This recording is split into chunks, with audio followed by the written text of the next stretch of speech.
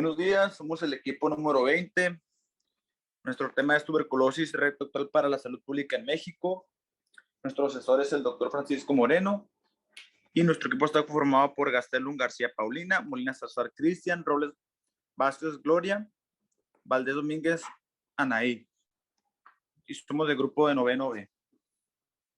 Bueno, como introducción tenemos que pues mediante este proyecto integrador tenemos la intención de informar, fomentar y dar algunos datos y puntos claves para dar a conocer a la población actual sobre el Mycobacterium tuberculosis, más bien conocido como por la patología que ocasiona el llamado tuberculosis pulmonar, debido a que esta es una patología que tiene varias décadas afectando a la población en general, provocando como tal muchas complicaciones, secuelas y en algunos casos pues hasta la muerte.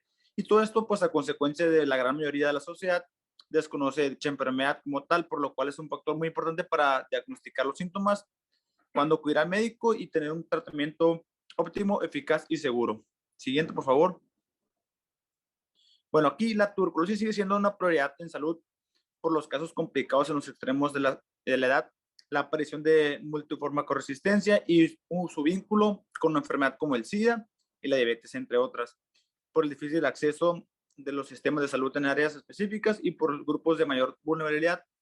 Estos factores se han convertido en los nuevos retos para los programas futuros y pues como dato extra, el tuberculosis multiresistente sigue presentando una crisis de salud pública y una amenaza para la seguridad sanitaria.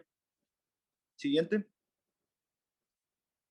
Y como definición, pues tenemos que es una enfermedad infectocontagiosa causada por el Mycobacterium tuberculosis, que es una enfermedad sistémica que afecta mayoritariamente al sistema respiratorio.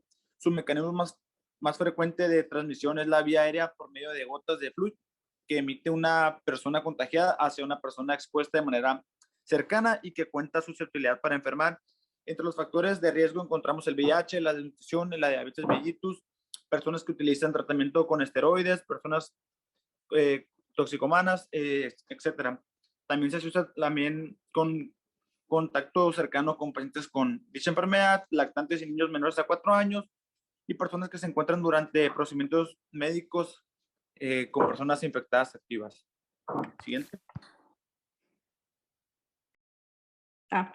Continuando con la epidemiología, pues vamos a tener que es una de las principales causas de muerte por un agente único infeccioso y aproximadamente pues se tienen que son 9 millones de nuevos casos de tuberculosis pulmonar en todo el mundo y pues cerca de 2 millones de muertes por esta enfermedad. Según la CENAPRESE, durante el 2019 en México hay 22.285 casos confirmados. Su incidencia está principalmente entre 25 y 40 años en hombres, mayoritariamente en el 63% de los habitantes, y la tuberculosis pulmonar va a ser la más frecuente con un 79.1% de incidencia.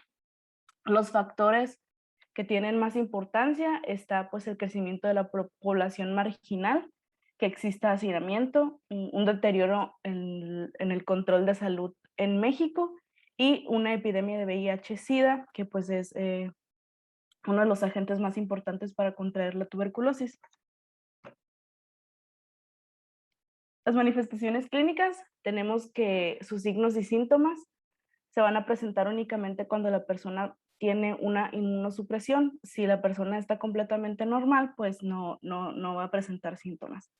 Entre ellos podemos destacar que existe la fiebre o febrícula, tos con expectoración mayor a 2 semanas, una pérdida de peso que sea mayor del 10% al peso corporal que viene manejando el paciente, anorexia o hiporexia, diaforesis de predominio nocturno, fatiga, hemóptisis, presencia de adenopatías, disnea y dolor en el pecho o espalda. Continuando con la fisiopatología, la tuberculosis se va a transmitir de persona a persona a través de gotas de flujo. La aspiración de Mycobacterium tuberculosis hasta los alvéolos va a desencadenar una serie de respuestas tisulares inmunológicas conocidas como primoinfección tuberculosa. En primer lugar, se va a producir un foco de alveolitis exudativa. Los macrófagos van a eliminar un determinado número de micobacterias y si la invasión no ha sido masiva, muchas veces no se pasa esta fase local. Cuando la infección se propaga por las vías linfáticas intrapulmonares hasta los ganglios regionales paratraqueales o mediastínicos, da lugar al llamado complejo bipolar, que este consiste en el foco pulmonar y adenopatías. En esta fase es habitual que se produzcan pequeñas diseminaciones bacilares por vía hematógena a los segmentos apicales pulmonares, riñones, hígado y huesos, que por lo general suelen controlarse localmente y que no tienen trascendencia clínica alguna. En las 2 a 10 semanas posteriores a la infección, se va a poner en marcha una respuesta inmunológica celular desencadenada por los antígenos de la membrana y del citoplasma de las microbacterias. Los macrófagos van a reconocer y van a procesar dichos antígenos y lo van a mostrar a los linfocitos T para que se estimulen mediante liberación de linfocinas. Los linfocitos activadores de los macrófagos, las células epiteloides y las gigantes se van a situar concéntricamente para rodear e intentar destruir a los bacilos intrusos, dando lugar al característico granuloma tuberculoso, que al cabo de un tiempo se reblandece en su centro y deja un núcleo de necrosis gaseosa. En muchos casos, este sistema defensivo controla totalmente la infección y una vez cumplido su cometido, se reabsorbe dejando tan solo una pequeña cicatriz fibrosa que para mayor seguridad va a acostumbrar a calcificarse. Para el diagnóstico, tenemos que en los hallazgos radiológicos, lo más común que se observa es una lesión apical. En una fase temprana de la reinfección va a ser característica también una densidad moteada. Pero sin embargo, todo infiltrado inexplicado en cualquier zona del pulmón puede deberse a tuberculosis.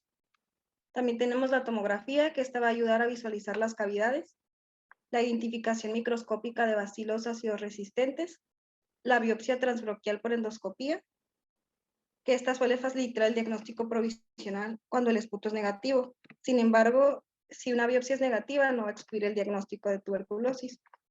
Tenemos también la prueba de tuberculina y el cultivo, que es la prueba definitiva. La mejor fuente es el esputo de la mañana y los resultados van a tardar aproximadamente de 3 a 6 semanas.